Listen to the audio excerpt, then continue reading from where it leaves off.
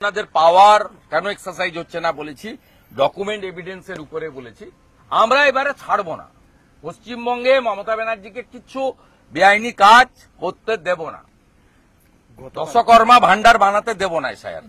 রাজ্যের বিরোধী দলনেতা শুভেন্দু অধিকারীর একটা বক্তব্য দেখিয়ে পর্বটা শুরু করলাম। এই বক্তব্যটি শুভেন্দু অধিকারী এবং তার টিম মিলে, শিশির বাজোরিয়া এবং সবাই মিলে যখন পশ্চিমবঙ্গের নির্বাচনী আধিকারিকের কাছে গিয়েছিলেন, তাদের বিভিন্ন রকমের অভাব অভিযোগগুলো পরিষ্কারভাবে লিপিবদ্ধ করে এসেছেন। তারপর সংবাদ মাধ্যমের সামনে মুখ খুলে যা বলেছেন আজকে আপনাদের সামনে শোনাবো।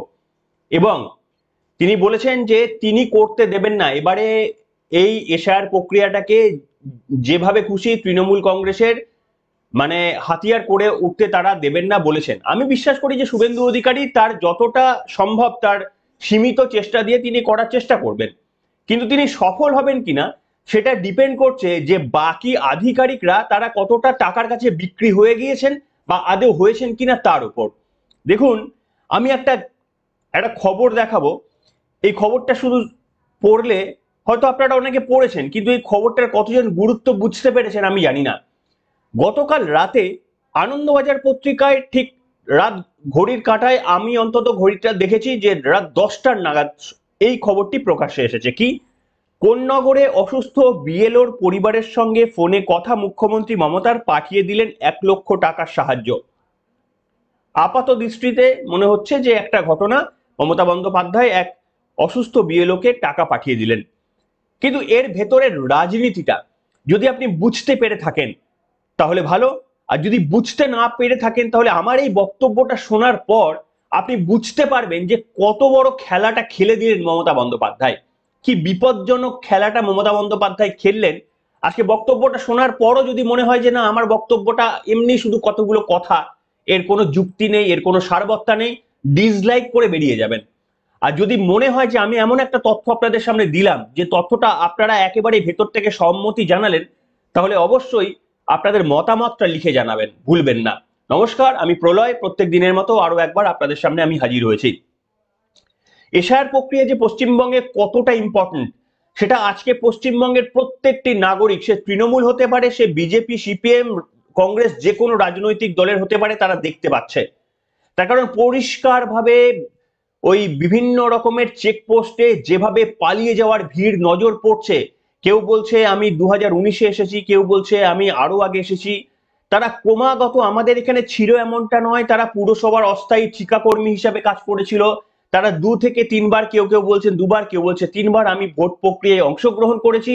কেউ বলেছে যে আমি লক্ষ্মীর ভান্ডার পরপর 2 বছর 3 বছর লক্ষ্মীর ভান্ডার পেয়েছি, রেশন পেয়েছি, অন্যান্য সমস্ত সরকারি সুযোগ সুবিধা পেয়েছি।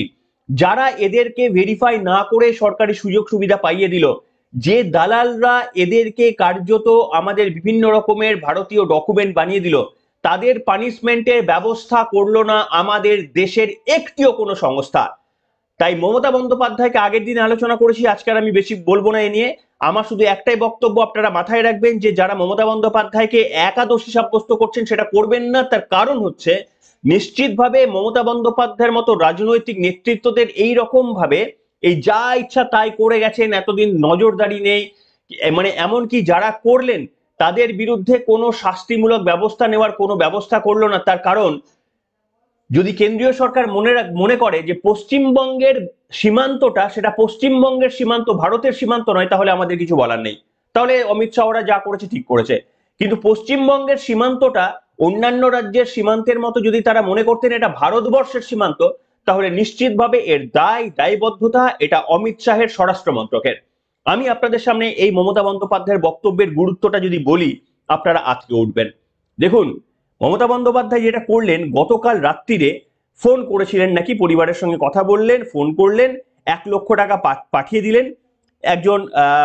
একজন বিএলও, তার নাম হচ্ছে তপতি বিশ্বাস, কোন্নগরে বাড়ি।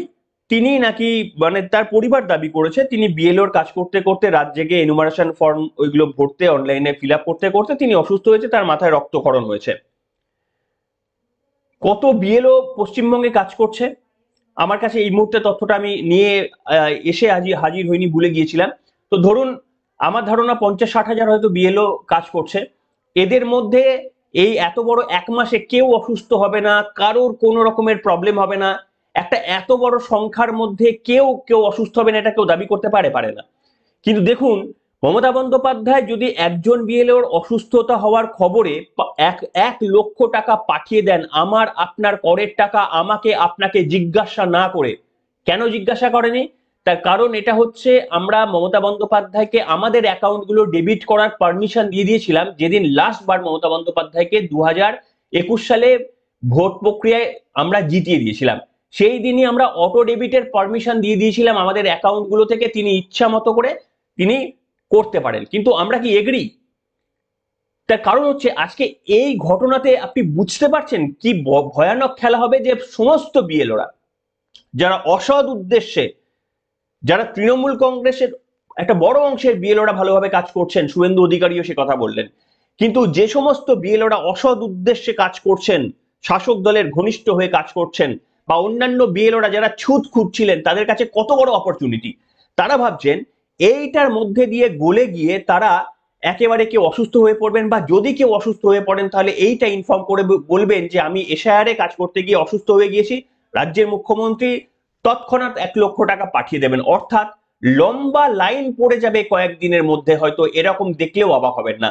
দেখবেন একের পর এক অ্যাপ্লিকেশন আসছে যে এ অসুস্থ হয়ে গিয়েছে, এর পা ভেঙে গেছে, এর এই হয়েছে, এর হাত কেটে গেছে, এর মাথা ব্যথা করছে, এর কান কটকট করছে, এরকম প্রচুর অ্যাপ্লিকেশন আপনি পেতে পারেন, যেখানে এরপর থেকে বিএলওরা এই ঘটনায় অনুপ্রাণিত হয়ে গিয়ে তারা রাজ্য সরকারের কাছে হস্তক্ষেপ চাইবেন যে আপনারা আমাদের অর্থনৈতিকভাবে সাহায্য করুন, আমরা কাজ করতে অপারগ। এইটা একটা বিপজ্জনক খেলা বলে আমার মনে হলো। রাজ্যের মাননীয় মুখ্যমন্ত্রী যেহেতু তিনি ইতিমধ্যেই তার মনোভাব স্পষ্ট করে দিয়েছেন যে কোনো প্রক্রিয়াতে তিনি কোনোভাবে তিনি একটা লাইনও এসআইআর এর পক্ষে তিনি দেননি। তিনি বলেননি যে না, এই সমস্ত সংবাদ মাধ্যমে যে ভয়ঙ্কর চিত্রগুলো উঠে আসছে, লক্ষ্মীর ভান্ডারে টাকা পাওয়ার ঘটনাগুলো, বাংলাদেশের মহিলাদের এই যে ঘটনাগুলো, এটা তাকে বিচলিত করেছে বলে একটা লাইন বলেননি। অথচ তিনি পরিষ্কারভাবে এসআইআর কে থামানোর জন্য যা যা করার প্রক্রিয়া তিনি করছেন, এবং এই যে গতকাল যেটা করলেন, বিএলওদের কার্যত অনুপ্রাণিত করলেন, এটা কিন্তু ভয়াবহ সংক্রামক রোগের চেহারা নিতে পারে পশ্চিমবঙ্গের বুকে। যারা বিশ্বাস করেন তারা লিখে জানাবেন, যারা বিশ্বাস করবেন না, যারা মনে করছেন বাকবাস, একটা ডিসলাইক করে আজকের পর্ব থেকে অবশ্যই বেরিয়ে যেতে পারেন। আমি এবারে যে কথাটা বলবো আরো গুরুত্বপূর্ণ। আমি আপনাদের সামনে বারবার বলেছি যে মমতা বন্দ্যোপাধ্যায়কে একা দোষী বা তাদের রাজনৈতিক দলকে যারা দায়বদ্ধতা করছেন তারা অর্ধেক কথা বলছেন, বাকি অর্ধেক বলছেন না। তার কারণ যাদের দেখার দায়িত্ব ছিল যে একজন কেউ ভুল করলে আইন বা সংবিধান মেনে তার ভুলটাকে সংশোধন করে দেওয়ার, বাকি কোনো আমাদের দেশের কোনো ইনস্টিটিউশন সেটা করেনি। তাদের ভূমিকা ন্যাক্কারজনক ভূমিকা, এ নিয়ে কোনো দ্বিধা এবং দ্বন্দ্ব নেই।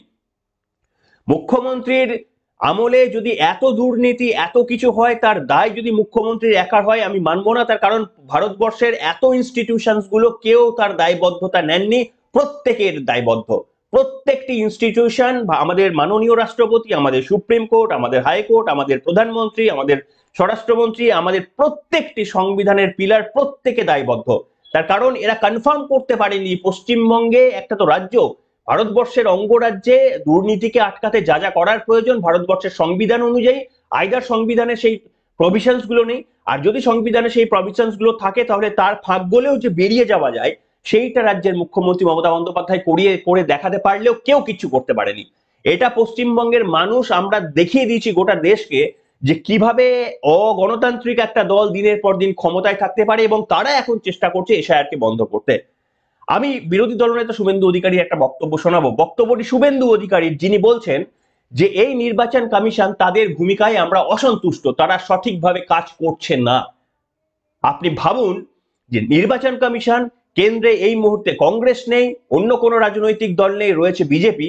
সেই অবস্থায় রাজ্যের পশ্চিমবঙ্গের মতো পশ্চিমবঙ্গের মতো একটা রাজ্যে বিজেপি যদি বলে, এই কথাটা শুভেন্দু অধিকারী বলছেন যে আমরা তাদের ইয়েতে সন্তুষ্ট নই, যেখানে গোটা দেশে সুষ্ঠুভাবে এই ব্যাপারগুলো, তিনি কিছু পয়েন্ট উল্লেখ করলেন, যেমন ডেপুটেশনের কথা বললেন, মানে নির্বাচন আধিকারিকরা তাদের কাজ করানোর জন্য রাজ্য সরকারের কাছ থেকেই যে আধিকারিকদের নেবেন, এটা তারা দায়বদ্ধ নয়। তারা দায়বদ্ধ নয়, তারা চাইলে কেন্দ্রের কাছ থেকে তারা কিন্তু ডেপুটেশনে তারা অস্থায়ীভাবে কর্মী নিয়োগ করতে পারেন, মানে আধিকারিক নিয়োগ করতে পারেন, কিন্তু সেই কাজটা নির্বাচন কমিশন করছে না, বিরোধী দলনেতা বললেন। বিহারে যেটা নির্বাচন কমিশন করেছে পশ্চিমবঙ্গে সেটা করছে না। বিহারে এই মুহূর্তে বিএলওরা জেলে রয়েছে, পশ্চিমবঙ্গে তথ্য তুলে দেওয়ার পরেও পশ্চিমবঙ্গে নেই বলে বলছেন বিরোধী দলনেতা। শোনাবো বিরোধী দলনেতার বক্তব্য। এটাতে ইলেকশন কমিশন তার অযোগ্যতা প্রমাণ করছে বলে আমরা ওনাদেরকেই বলেছি যে আপনি গোটা ভারতবর্ষে একই নিয়ম, পশ্চিমবঙ্গে কেন এটা মানছেন আপনি? উনি বলেছেন যে সিরিয়াস অ্যাকশন নেব। আমরা বলেছি আপনাকে রাজ্য সরকার থেকে ডেপুটেশনে লোক নিতে হবে, কে বলেছে? আপনি সেন্ট্রাল গভর্নমেন্টের এমপ্লয়িও ডেপুটেশনে নিতে পারেন। বলছে আমরা 3 জন পাঠিয়েছি আইটি থেকে, দিল্লি থেকে। আমরা বলেছি রাজ্য সরকার নন কোঅপারেশন করছে যখন, আপনি সেন্ট্রাল গভর্নমেন্টের অফিসারদেরকে ডেপুটেশনে নিয়ে সিও অফিসকে ক্লিয়ার করুন, কারণ সিও অফিসে অরুণ প্রসাদ বলে একজন অফিসারকে আপনারা দিয়েছেন, যিনি মনোজ পন্থের ফোন থেকে ফেস টাইমে মমতা ব্যানার্জির সঙ্গে ডেলি কথা বলছে। আমার কাছে ডকুমেন্ট প্রমাণ আছে। আমি যেদিন মিট করেছিলাম সেদিন মনোজ আগরওয়াল এবং আমি জগন্নাথ চ্যাটার্জি, সঞ্জয় সিং মিট করেছিলাম, সেদিন পানিক্কর ছিলেন, হরিশঙ্কর পানিক্কর এবং সিও। সেই দিনই সন্ধ্যাবেলা বিকেলবেলা নবান্নতে মনোজ পন্থের ফোন থেকে মমতা ব্যানার্জির সঙ্গে 20 মিনিট অরুণ প্রসাদ কথা বলেছেন। আমি তথ্য তুলে দিয়েছি ইলেকশন কমিশনারের হাতে, মানে ইলেকশন কমিশনের হাইয়েস্ট অফিসারের হাতে। আমরা অভিযোগ করেছি যে আপনারা কেন এদেরকে এত ইন্ডালজেন্স দিচ্ছেন, কি কারণটা কি? 4 জন ডেপুটি ম্যাজিস্ট্রেট পর্যায়ের লোককে সাসপেন্ড করতে বাধ্য হলো, কিন্তু তাদের বিরুদ্ধে এফআইআর হলো না কেন? পরবর্তীকালে রাজারহাট নিউ টাউন এবং নন্দকুমারের, রাজারহাট গোপালপুর এবং নন্দকুমারের আরো 2 জনের বিরুদ্ধে সেম অভিযোগ থাকা সত্ত্বেও সাসপেন্ড হলো না, এফআইআর হলো না কেন? কারণ জানতে চেয়েছি। আমরা অভিযোগ করেছি 5700 বিএলওর ব্যাপারে আপনাদের 1.1 থেকে 1.54 গাইডলাইন ভায়োলেশন হয়েছে। মাত্র 300 আমাদের প্রপোজাল অ্যাডজাস্ট হয়েছে। আমাদের বাকি 5400 প্রপোজাল যদি রিজেক্ট হয়ে থাকে, কি কারণে রিজেক্ট করেছেন, case to case compliance report আমাদের দেওয়া হয়নি কেন? আমরা সবচেয়ে বড় পার্টি, ন্যাশনাল পার্টি, আমাদের কেন দেওয়া হয়নি আপনাদের জানাতে হবে। শুনলেন কে বলছে? বিরোধী দলনেতা। কেন্দ্রে কে রয়েছে? বিজেপি। বিরোধী দলনেতা কোন দলের? বিজেপির। তাহলে এই অবস্থাতে পর্যন্ত যদি একটা নির্বাচন কমিশন স্বচ্ছভাবে কাজ করতে না পারে, তাহলে বুঝতে পারছেন যে এটা উদ্দেশ্য প্রণোদিত, যে পশ্চিমবঙ্গকে এমন একটা রাজ্য বানিয়ে রাখা, যে রাজ্যের মধ্যে এই রকম একটা অস্থির পরিস্থিতি, যে রাজ্যটাকে আমি জানি না আমাদের দেশের কি প্ল্যান। যদিও ভারতের স্বরাষ্ট্র মন্ত্রক গতকাল স্পষ্টভাবে বলেছেন যে একজন বাংলাদেশি, একজন রোহিঙ্গাকে আমাদের এখানে রাখতে দেওয়া হবে না, তারা নাকি চুনকে বেছে এখান থেকে পাঠিয়ে দেবে বলেছিলেন। আগেও বলেছিলেন, গতকালও বললেন। সম্ভবত মমতা বন্দ্যোপাধ্যায়ের এই চিঠি পাওয়ার পরই এই বক্তব্য তিনি বলেছেন বলে অনেক সংবাদ মাধ্যম বলছেন, যে দেশের স্বরাষ্ট্রমন্ত্রী এবারে মুখ খুলেছেন মমতা বন্দ্যোপাধ্যায়ের এই সমস্ত এসআইআরকে থামানোর জন্য। স্বরাষ্ট্রমন্ত্রী বলেছেন যে আমরা চুনকে একেবারে সকলকে বাইরে পাঠিয়ে দেব। কি বলেছেন একটা ছোট্ট কয়েক সেকেন্ডের ক্লিপ শোনাতে চাইবো আপনাদের। मैं आज इस हीरक जयंती समारोह में बहुत स्पष्ट करना चाहता हूं कि हम इस देश में से एक एक घुसपैठिए को चुन कर बाहर निकाले। শুনলেন স্বরাষ্ট্রমন্ত্রীর এই বক্তব্য কি আর পশ্চিমবঙ্গের মানুষ বিশ্বাস করি? যে স্বরাষ্ট্রমন্ত্রী অনেক বক্তব্য বলেছিলেন, আজকে নির্বাচন কমিশন কেন, আমি মানি নির্বাচন কমিশন স্বায়ত্ত শাসন সংস্থা, কিন্তু দয়া করে এটুকু শেখাবেন না যে এটার সঙ্গে কেন্দ্র কোনো প্রভাব এবং প্রতিপত্তি তাদের উপর সৃষ্টি করতে পারে না। দয়া করে এটা বলবেন না যে কেন্দ্রীয় সরকার চাইলে নির্বাচন কমিশনের ওপর কোনো চাপ সৃষ্টি করতে পারবে না, সেটা দয়া করে বলবেন না। তার কারণ এখনো পর্যন্ত নির্বাচন কমিশন অন্তত কেন্দ্রের বিরুদ্ধে কোনো বক্তব্য বলেনি। কাজে আমরা বিশ্বাস করি না যে নির্বাচন কমিশন কেন্দ্রের কোনো পরামর্শ নেয় না, কেন্দ্র যা বলছে তার উল্টো দিকে কাজ করছে, এটা মোটেই আমরা বিশ্বাস করি না। কিন্তু তা সত্ত্বেও তাহলে কি অমিত শাহরা প্রকাশ্যে যা বলছেন সেইটা কি সেই তথ্যগুলো পৌঁছে দিচ্ছেন না? কি তাদের স্ট্র্যাটেজি? এই প্রশ্নগুলো জানার আমাদের বড় প্রয়োজন।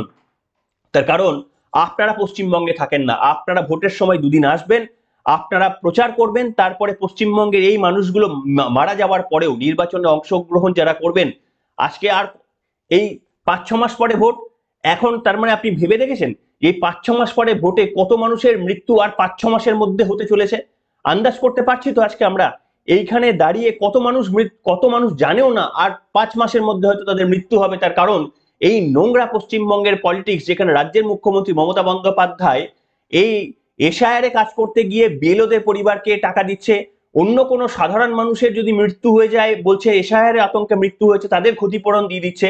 আপনারা দেখেছেন যে কোনো পোস্ট পোল ভায়োলেন্সে কিংবা প্রি পোল ভায়োলেন্সে কিংবা ইলেকশনের সময় কোনো ঘটনা ঘটলে মমতা বন্দ্যোপাধ্যায় মানে বিরোধী দলের কেউ আক্রান্ত হলে তাদের গিয়ে টাকা দিচ্ছেন, মানে নিহত হলে ছেড়ে দিন, মানে আহত হলে ছেড়ে দিন, নিহত হলেও টাকা দিচ্ছেন, তার পরিবারে গিয়ে দেখা করছেন, কথা বলছেন, খোঁজ খবর নিচ্ছেন। দেখেছেন বরঞ্চ রাজ্যপাল যখন খোঁজ খবর নিতেন তখন মুখ্যমন্ত্রী রেগে যেতেন, পদ্মপাল বলে তৃণমূল কংগ্রেসের বিভিন্ন সকল মিলে রাজ্যপালকে অভিহিত করতেন।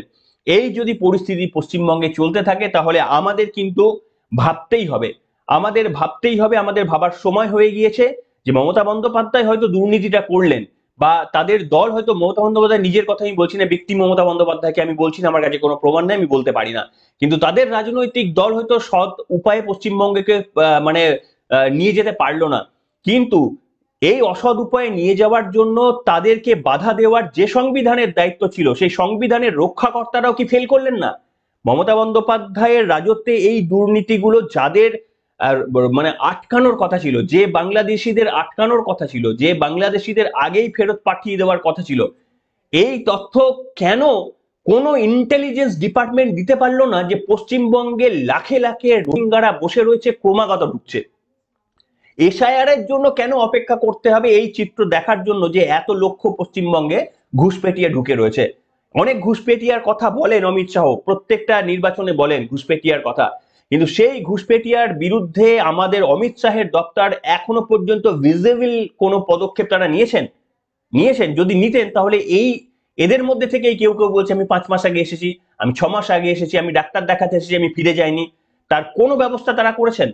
তাই নিশ্চিতভাবে সন্দেহ, যেমন মুখ্যমন্ত্রী মমতা বন্দ্যোপাধ্যায়ের রাজত্বে পশ্চিমবঙ্গে আমাদের যে পরিস্থিতি তৈরি হয়েছে তা নিয়ে রয়েছে আমাদের সন্দেহ। কিন্তু যতই হোক, আমরা কারুর মানে তাবেদারি করার জন্য আমাদের জন্ম হয়নি, আমাদের জন্ম হয়েছে আমাদের আমাদের স্বাধীনতা অর্জন করার জন্য।